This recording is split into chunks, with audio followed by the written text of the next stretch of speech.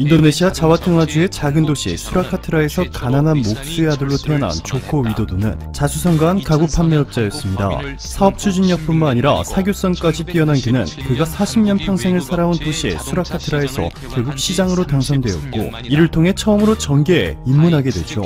시민들의 압도적인 지지를 바탕으로 두 번째 시장 선거에서 무려 90%라는 역사적인 득표율로 재선에 성공했고, 2년 만에 자카르타 주지사 선거에서 당선, 1년 후에는 대선 출마를 선언하게 됩니다. 조코위가 나타나기 전에는 인도네시아 군인 장성 출신들이 인도네시아 정치판을 꽉 잡고 있었고, 그 중심에는 수하르토가 있었습니다. 수하르토는 1966년부터 1998년까지 무려 32년 동안 인도네시아에서 독재 정치를 해온 인물로, 인도네시아 군은 수하르토의 핵심 지지 기반이 되었고, 그가 절대 권력을 휘두를 수 있도록 도와주었습니다. 인도네시아 군은 헌법에 의해 정치에 개입할 권리를 합법적으로 보장받았고, 대통령을 뽑을 때 무려 16%의 투표를 군대가 채우게 하는 특혜를 부여했습니다. 인도네시아 내각의 20%와 전국 27개 주지사 절반 이상이 현역 군인이나 군인 출신의 인사가 차지했습니다. 수하르토가 독재 정치를 한 32년 동안 인도네시아 군은 셀 수 없는 특혜를 받았고, 그 대가로 군의 절대적인 지지를 등에 업은 수하르토는 평생 무너지지 않을 듯이 단단해 보였습니다. 그런데 이 시점에서 조코 위도도가 세상에 나와 인도네시아를 완전히 뒤엎기 시작한 것이죠. 조코 위도도가 인도네시아 대통령 후보로 나왔을 당시에 그의 인기는 대단했습니다. 조코위 신드롬을 일으켰죠. 처음에는 조코위가 중국계 싱가포르인 후손에다가 한때 기독교 신자였다는 반대편에 흑색 선전물이 퍼지면서 위기를 막기도 했지만, 서민 중심의 정책들을 공약으로 내세웠고, 젊은 층의 폭발적인 지지를 받으며 독재자 수하르토의 전 사위이자 군 장성 출신인 프라보워 후보를 가볍게 누르고 제7대 인도네시아 대통령으로 당선되었습니다. 이로써 동남아 최대 경제 대국인 인도네시아에서 대통령 직선제를 시행한 이후 처음으로 정권 교체가 이루어졌고, 역대 인도네시아 대통령 중 최초로 군 경력이 전혀 없는 민간인 대통령이자 오랜 독재 정치를 끝내고 인도네시아의 민주화를 이끌어낸 인물로 평가받고 있습니다. 게다가 조코 위도도는 버락 오바마 미국 전 대통령과 외모적으로나 정치 성향으로나 상당히 닮았다고 해서 인도네시아의 버락 오바마라는 별명까지 생겼죠. 조코위 대통령은 한국과도 역사상 한 번도 보지 못했던 수준으로 협력 관계를 구축해 나가기 시작했는데요. 조코위가 한국을 얼마나 좋아하는지는 그의 발언을 통해 쉽게 알 수 있습니다. 조코위는 내가 한국을 방문했을 때 문재인 대통령과 동대문 시장에 함께 갔다. 문재인 대통령의 동대문 시장에서 모델들이 입을 것 같은 근사하고 아주 멋진 옷을 나에게 사줬다. 나는 그때 한국 국민들과 문재인 대통령의 사이가 얼마나 친밀하고 가까운지를 느낄 수 있었다. 문재인 대통령과 인도네시아는 아주 가깝고 친밀한 관계다. 다시 그를 만난다면 기쁜 마음이 우러나올 것이다. 개인적으로 문재인 대통령은 나의 가장 친한 친구다. 그는 너무나 성실하고 또 정직한 사람이다. 라고 전했습니다. 말뿐만이 아니었죠. 조코위는 한국이 인도에 이어 인도네시아와 세계에서 두 번째로 FTA보다 강력한 포괄적 경제 동반자 협정 세파를 체결하도록 적극 지원하며 2억 7천만 명의 거대 시장을 한국 정부와 한국 기업들에 완전히 열어주었습니다. 한국의 주요 수출 품목인 자동차와 자동차 부품, 합성 수지 등에 적용되던 최대 15%의 관세가 발효 즉시 0%로 철폐되고, 나머지 대부분의 품목들도 단계적으로 관세 철폐라는 엄청난 특혜를 얻어내는 데 성공했습니다. 자, 그런데 이렇게 좋은 분위기 속에서 최근 충격적인 소식이 전해졌습니다.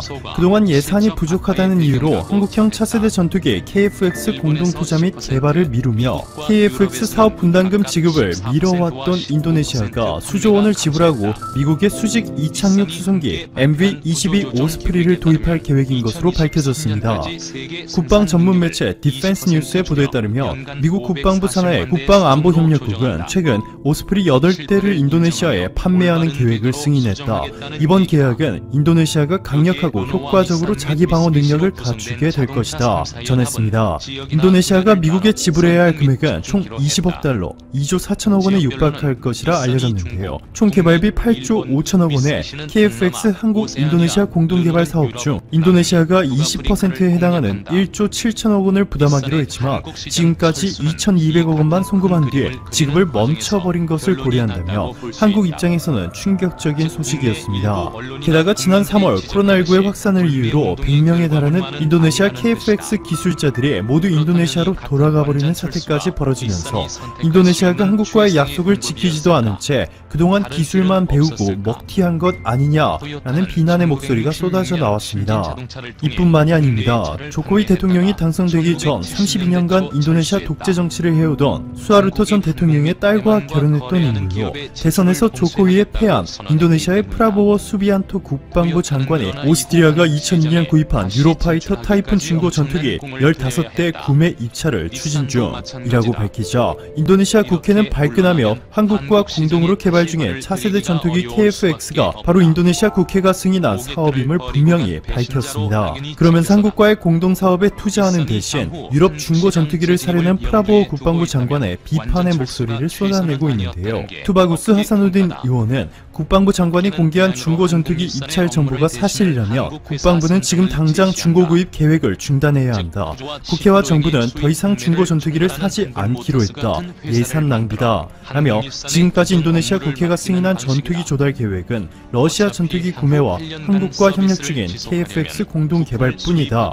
라고 확정지었습니다. 또한 영국의 군사정보 컨설팅 회사 제인스는 한국의 KF-X 프로젝트가 궤도에 올랐지만 인도네시아의 참여에 대한 우려가 커지고 있다 라면서도 인도네시아가 지난 3월 코로나19를 이유로 철수시켰던 KF-X 인도네시아 기술진을 한국으로 재파견했다 라고 전했습니다. 지난 3월 한국에서 철수했던 KF-X 인도네시아 기술진들이 먹튀를 했다 라는 건 사실이 아니었던 것이죠.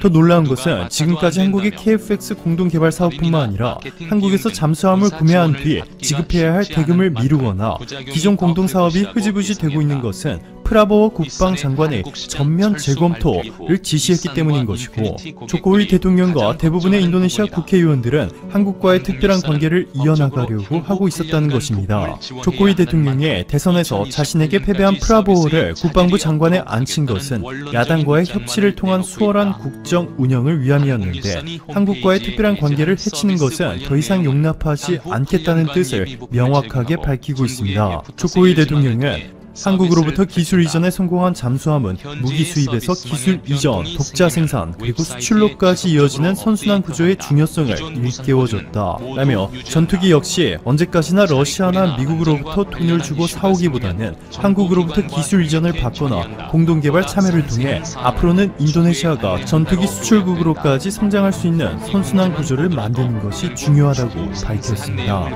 오늘도 감사합니다. 최고로 멋진 하루 보내시길 바랄게요. 포퓰리즘의 미래를 보려면 베네수엘라를, 포퓰리스트의 미래를 보려면 우고 차베스를 보면 된다. 차베스 대통령은 1999년 2월 2일 취임해 2013년 3월 5일 대장암으로 사망할 때까지 14년 1개월 3일간 베네수엘라를 통치했다. 그의 21세기 사회주의는 인류사를 뒤흔든 또 하나의 실험으로 불렸지만 처절한 실패로 끝났다. 베네수엘라는 사실상 국가 파산했다. 주요 지표는 모조리 최악이다. 국제통화기금 추산에 따르면 지난해 경제 성장률은 마이너스 39%다. 10년 전 1만 달러가 넘던 1인당 GDP는 2,547달러로 주저앉았다. 2018년 실업률은 35%, 10년 전 25%였던 GDP 대비 국가부채는 2018년 182%로 치솟았다. 물가는 지난해만 20만% 올랐다. 국가 경쟁력은 지난해 조사 대상 141개국 중 133이다. 석유 하나만 믿고 터무니없는 퍼주기를 밀어붙인 결과다. 역시 베네수엘라도 잘 나갈 때가 있었다. 국제 유가가 급등했던 2005에서 2008년이 절정이었다. 신승철 훈중남미 협회장은 그때 베네수엘라 대사였다. 당시엔 지금의 베네수엘라를 정말 상상도 못했다. 유가가 $150에 육박할 때였다. 차베스는 석유로 번 돈으로 빈부 격차를 크게 줄이고 대학 진학률을 남미 최고 수준으로 높였다. 석유가 영원히 이 나라의 번영을 보장해 줄 것 같았다. 물론 당시에도 석유에만 의존해 나라 경제를 꾸려가는 것에 불안감을 느끼긴 했다. 그래도 이렇게 빨리 망가질 줄은 생각도 못했다. 두 가지가 놀랍다. 잘 나가던 경제가 10년 만에 이렇게 망가질 수 있느냐는 게 첫째요. 그런데도 나라를 망친 정치 세력이 계속 집권 중이라는 게 둘째다.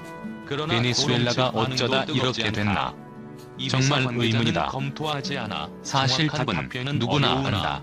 차베스가 경제를 망치고도 장기 집권과 정권 재창출에 성공한 최고의 비결은 바로 포퓰리즘이다.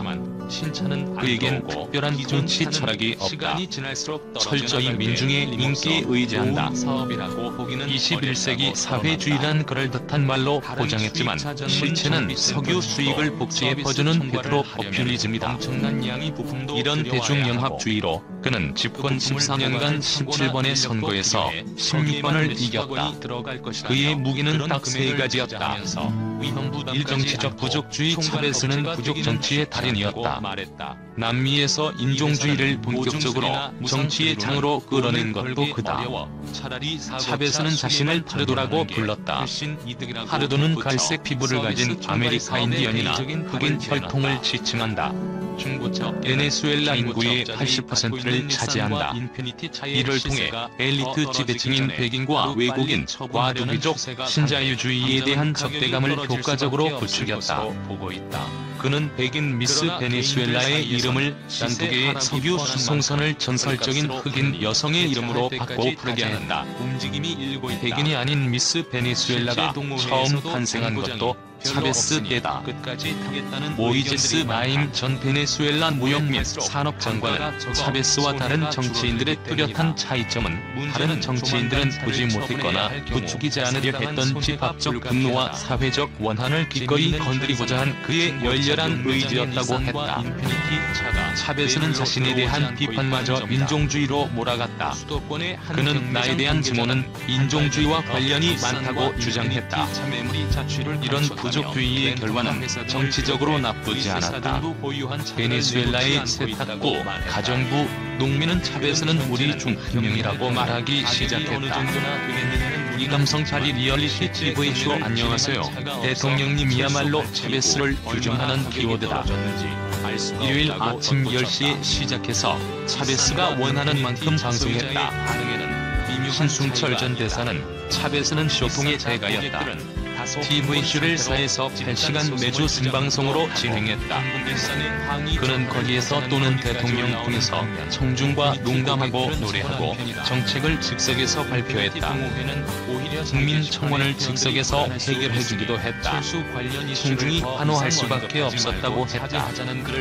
트위터 정치 원조도 차베스다. 2010년 트위터를 시작한 그는 300만 번째 팔로워가 된 19세 여성에게 아파트를 선물하기도 했다.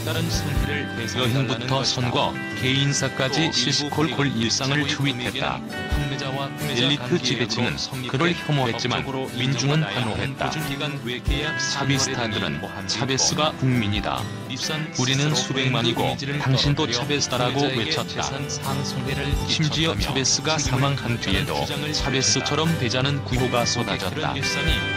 요즘 한국에서 유행하는 내가 이다와 빠의 원조라고 할 수 있다. 3페트로 포퓰리즘 석유 수익을 퍼주기에 쏟아부었다. 유가 상승으로 베네수엘라는 2000년에서 2012년 13년간 약 7,800억 달러의 수익을 올렸다. 직전 13년간의 3,100억 달러에 비하면 2.5배나 많다. 이 돈을 무상교육, 무상의료, 저소득층 보조금 지급에 쏟아부었다. 반짝 효과가 있었다. 불평등이 줄었다. 진위 계수가 1999년 0.498에서 2011년 0.397로 크게 낮아졌다. 당시 라틴 아메리카 18개국 중 0.3%대를 기록한 나라는 베네수엘라뿐이었다. 진위 계수 감소율도 주요국 중 최고였다. 하지만 그게 다였다. 차베스 집권 시절에도 물가 상승률이나 살인율, 실업률, 유아 사망률 등은 남미 최고 수준, 경제 성장률은 남미 주요국 중 꼴찌 수준이었다. 2008년 이후 석유값이 급락하자 석유에만 의존했던 경제는 곧바로 파국을 맞았다. GDP 대비 정부 지출은 2000년 28%에서 2018년 41%까지 늘었다. 재정 수지는 2007년 마이너스로 돌아선 후 해마다 적자 폭이 커지고 있다. 차베스의 후계 마두로 집권 후엔 더 나빠졌다. 국가는 사실상 탈환, 기아와 범죄 천국이 됐다. 차베스는 석유와 부족주의, 감성파리로 베네수엘라를 포퓰리즘의 포로로 만드는 데 성공했다. 한 번 포로가 된 베네수엘라 국민은 결코 포퓰리즘에서 벗어나지 못했다. 나라가 망할 때까지, 아니 나라가 망한 후에도 포퓰리즘의 노예로 끌려갔다. 신승철 전 대사에게 한국이 베네수엘라처럼 되지 않기 위해서 하지 말아야 할 것 딱 하나만 뽑아달라고 했다. 그는 반미 정책이라고 했다. 의외였다. 차베스는 반미를 달고 살았다. 부시 대통령에게 어제 이곳에 악마가 왔다 갔는데 아직도 유황 냄새가 난다고 했다. 오바마를 사기꾼 아프리카인의 수치라고 불렀다. 너무 심했다. 미국을 적으로 돌리고 나니 베네수엘라가 살 수 있는 길이 어디에도 없었다. 반미를 하더라도 브라질의 룰라 대통령처럼 실용적 반미를 해야 했다.